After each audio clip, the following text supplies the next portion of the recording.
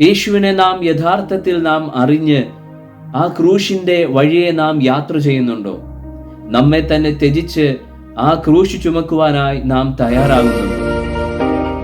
ഇരുൾ അടഞ്ഞ വഴികളിൽ തിരുനാളമാകുവാൻ ഇന്നത്തെ ചിന്ത. ക്രിസ്തുയേശുവിന്റെ നാമത്തിൽ ഏവർക്കും സ്നേഹവന്ദനങ്ങളെ അറിയിക്കുന്നു. എക്സൽ മീഡിയ ഇന്നത്തെ ചിന്തയിലേക്ക് ഏവർക്കും സ്വാഗതം.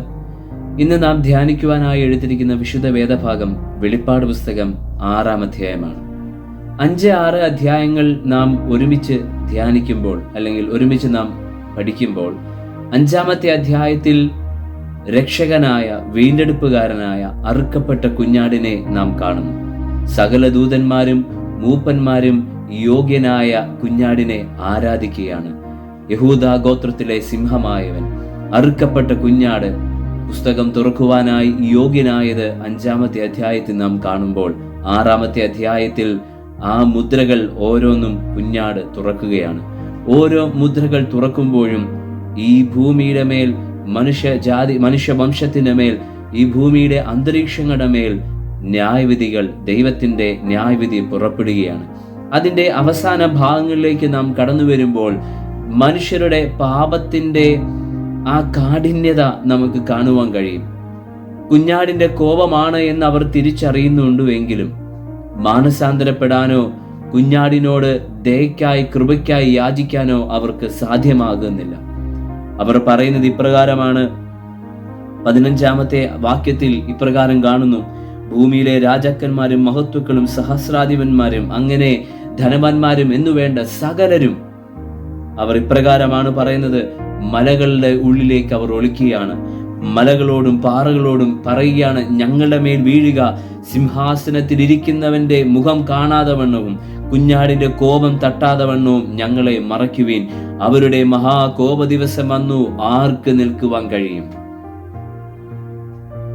ഈ കാഠിന്യമേറിയ ഉപദ്രവങ്ങളും കഷ്ടതകളും ദൈവിക കോപവും അവരുടെ മേൽ വരുമ്പോഴും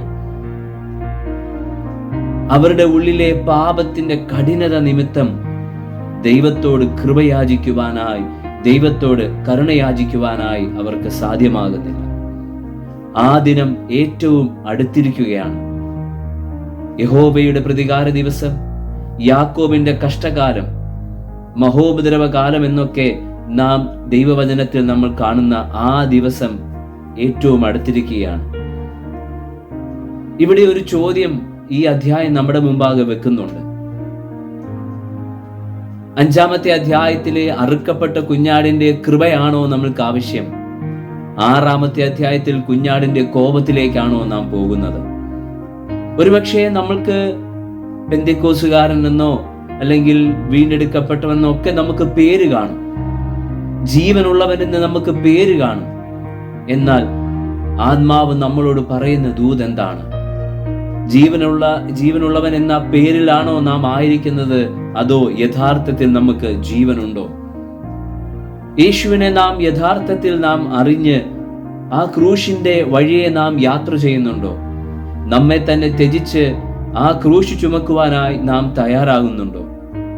അങ്ങനെയെങ്കിൽ ആ വീണ്ടും ജനനാനുഭവത്തിൽ കർത്താവിന്റെ കൃപയെ ആസ്വദിക്കുന്നവരാണ് നാം എങ്കിൽ 5-ാമത്തെ അധ്യായത്തിൽ ആ കുഞ്ഞാടിന്റെ മഹത്വത്തെ അനുഭവിക്കുവാനും ആ രക്ഷയുടെ സന്തോഷത്തെ അനുഭവിക്കുവാനും നമുക്ക് കഴിയും.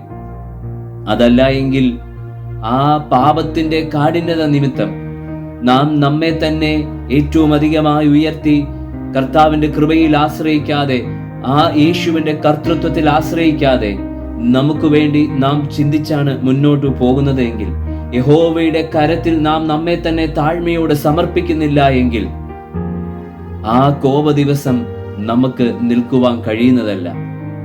ദൈവത്തിന്റെ കോപാഗ്നിയിൽ നമുക്ക് വേണ്ടി വെന്തെരിഞ്ഞവനായ ആ രക്ഷകന്റെ കൃപയിൽ ആശ്രയിക്കുവാൻ കർത്താവ് നമ്മെ സഹായിക്കട്ടെ.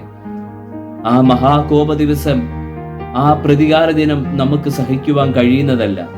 ഒരു പേരിലുള്ള ക്രിസ്ത്യാനിയായിരിക്കാതെ, പേരിൽ ജീവനുള്ളവൻ എന്ന ആയിരിക്കാതെ കർത്താവിന്റെ കൃപയിൽ നമുക്ക് ആശ്രയിക്കാം. ഓരോ ദിവസവും നമ്മെ തന്നെ സ്വയം ത്യജിച്ചുകൊണ്ട്, നമ്മെ തന്നെ ആ ക്രൂശിങ്കിൽ സമർപ്പിച്ചുകൊണ്ട് ആ കർത്താവിന്റെ കൃപയിൽ വളരുവാനായി അവൻ നമ്മെ സഹായിക്കട്ടെ. ഓരോ മുദ്രകൾ പൊട്ടിക്കുമ്പോഴും ഈ ഭൂമിയിലും സ്വർഗത്തിലും ഉണ്ടാകുന്ന വിവിധങ്ങളായ കാര്യങ്ങൾ നമുക്ക് കാണുവാൻ സാധിക്കും.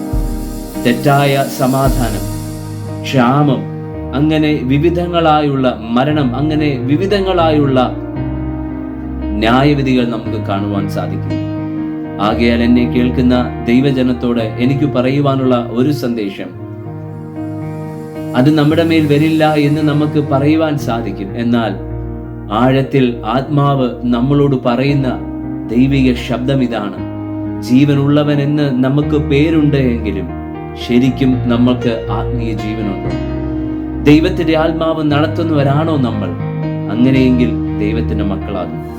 കുഞ്ഞാടിന്റെ കൃപയുടെ ആഴമേറിയ ആസ്വാദനത്തിന്റെ സാഹചര്യം, ആ ആസ്വാദനത്തിലേക്കാണോ നമ്മൾ പോകുന്നത്? അതോ ദൈവത്തിന്റെ ആ കോപ ദിവസത്തെയാണോ നമ്മൾ ഫേസ് ചെയ്യാൻ പോകുന്നത്? നാം നമ്മെ തന്നെ ശോധന ചെയ്യുക. ഈ സന്ദേശം നമ്മളുടെ ജീവിതത്തിൽ, ഈ അധ്യായങ്ങൾ 5-6 അധ്യായങ്ങൾ വീണ്ടും നിങ്ങൾ വായിക്കുക. അത് നമ്മളുടെ ജീവിതത്തിൽ കർത്താവിന്റെ കൃപയിലേക്ക് നമ്മെ വീണ്ടും അടുപ്പിക്കുവാനായി, നമ്മെ വീണ്ടും സമർപ്പിക്കുവാനായി നമ്മെ സഹായിക്കും. ആ ദിനം നമുക്കൊരു നാളും സഹിക്കുവാൻ കഴിയുന്നതല്ല. ജനിച്ചവരും ജീവിച്ചവരും ആയ സകലരും കുഞ്ഞാടിനെ മുഖാമുഖം കാണുവാൻ പോവുകയാണ്. ആ കൃപയുടെ ആസ്വാദനമാണോ അതോ കോപത്തിങ്കിലേക്കാണോ നമ്മൾ പോകുന്നത്? നമുക്ക് തിരുവചനത്തിലേക്ക് നോക്കുമ്പോൾ നമുക്ക് നമ്മെ തന്നെ തിരിച്ചറിയുവാൻ കഴിയും. അതിനായി പരിശുദ്ധാത്മാവ് നമ്മെ സഹായിക്കട്ടെ. God bless you.